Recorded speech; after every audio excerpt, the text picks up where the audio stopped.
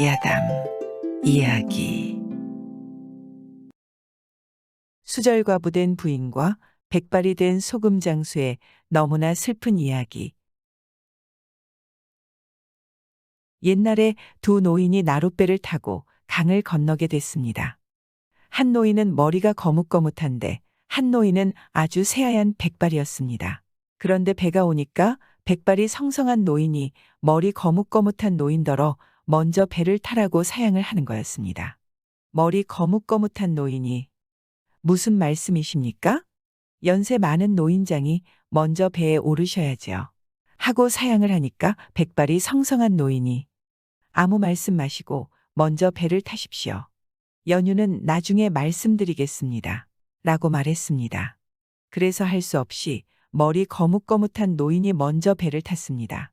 배를 타고 강을 건너면서 머리 거뭇한 노인이 그 연유를 물었습니다. 그랬더니 머리가 새하얀 노인이 하는 말이 노인장은 제 나이가 얼마쯤 돼 보이십니까? 하고 물었습니다.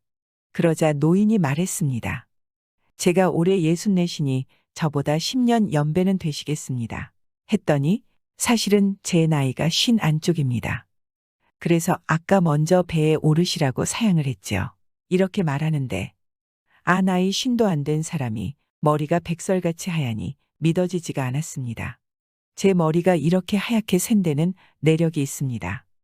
강을 다 건너려면 아직 멀었으니 그동안 그 내력이나 말씀드리지요.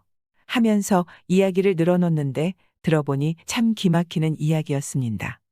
이 사람이 젊어서 소금 장사를 했는데 한 번은 소금짐을 지고 금강산을 넘게 됐습니다.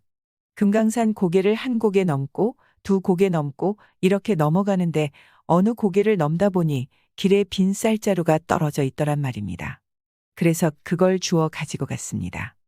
한 고개를 더 넘으니 날이 저물었는데 마침 골짜기 한쪽에 불이 빤한 집이 있어서 그리로 갔습니다. 가서 주인을 찾으니 젊은 안악이 나오는 거였습니다.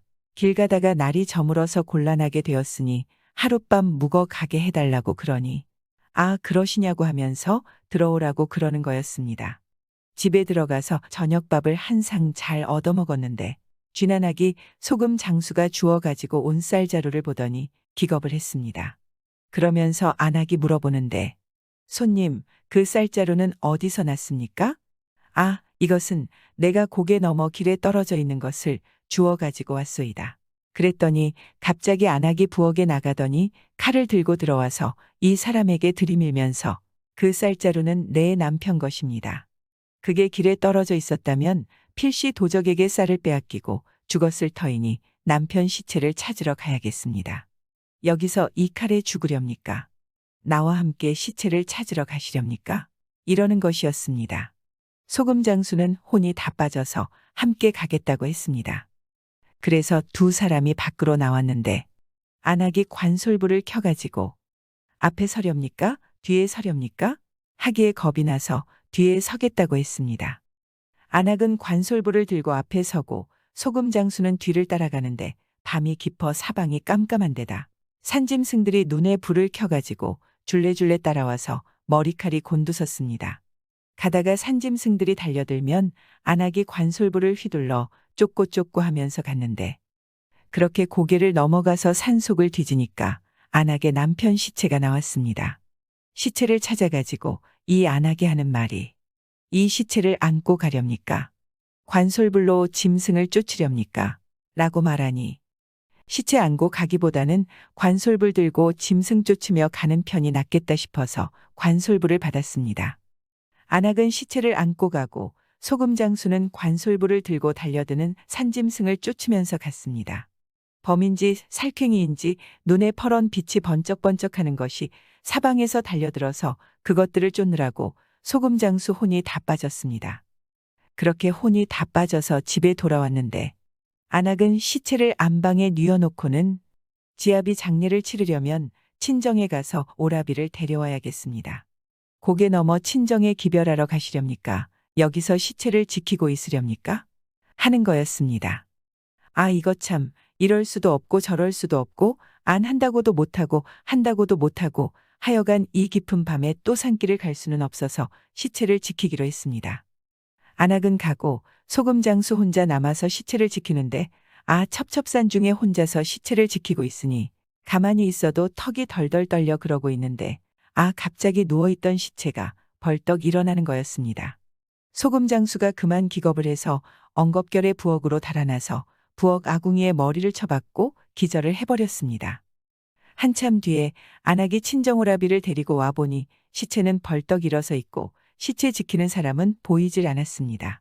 부엌에 나가보니 이 사람이 아궁이에 머리를 쳐박고 정신이 나가서 반쯤 죽어 있었던 것입니다. 그래서 뜨거운 물을 떠먹여서 살려놨습니다. 남편 장례를 다 치르고 친정 오라비도 가고 난 뒤에 안악이 금덩어리 3개를 소금장수에게 주면서 그동안 신세 많이 졌습니다. 이걸 가지고 가서 소용이 닿는 데 쓰십시오. 라고 말하는 거였습니다. 소금장수가 금덩어리를 받아 가지고 그 집을 떠나오는데 고갯마루에 올라서니 등 뒤가 환해 무슨 일인가 하고 뒤를 돌아보니 그 집에 불길이 솟아 환하게 타들어가는데 안악이 지붕에 올라가 불길을 뒤집어 쓰고 있었습니다. 남편을 따라 스스로 목숨을 끊은 것이었습니다. 소금장수가 이 모진 일을 겪고 나서 하룻밤새 머리가 새하얗게 새었다는 이야기였습니다. 마지막 결말이 너무 슬프네요. 죽은 남편을 따라 불길에서 죽는다는 게 참. 남편의 시신을 찾기 위해 맹수들도 뚫고 마지막에 자기를 도와준 소금장수에게 전 재산을 주고 남편을 따라갔다는 게 눈물이 납니다. 구독과 좋아요, 알람 설정은 사랑입니다.